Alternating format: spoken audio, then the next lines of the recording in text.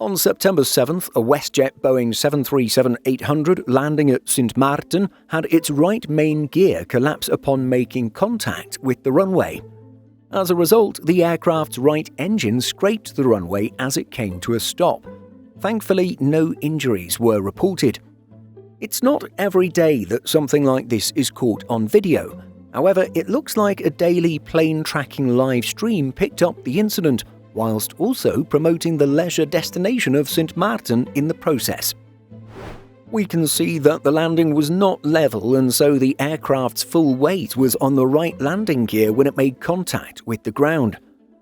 As noted at the introduction, the incident took place on September 7th with a 737-800. The jet is registered Charlie Golf Whiskey Sierra Romeo and was performing flight WS2276 from Toronto. The website avherald.com notes that 164 people were on board and the crew managed to keep the aircraft on the runway, bringing it to a standstill supported by the nose gear, left main gear and right engine case. The aircraft was then evacuated via slides. While no injuries were reported, it was noted that 3 individuals were taken for medical evaluation.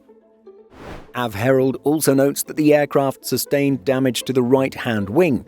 In case it wasn't already clear, the jet's return flight of WS2277 was cancelled. The airline issued a statement saying, "Westjet Flight 2276 operating from Toronto experienced a hard landing upon arrival at Princess Juliana International Airport, SXM, at 17:29 UT."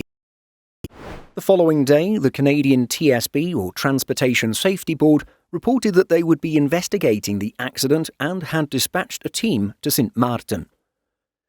Delivered to Westjet in 2009, the airframe is now a little over 16.5 years old.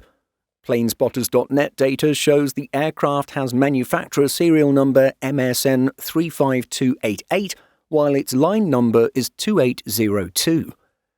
The jet, of course, remains on the ground at Sint Maarten, and there has not been any information regarding the full extent of the damage and how long it may take to repair. Not only would the aircraft need a new right-hand main landing gear assembly, but a new engine casing as well. On top of those components, we also have to wonder how serious the damage was to the underside of the right wing.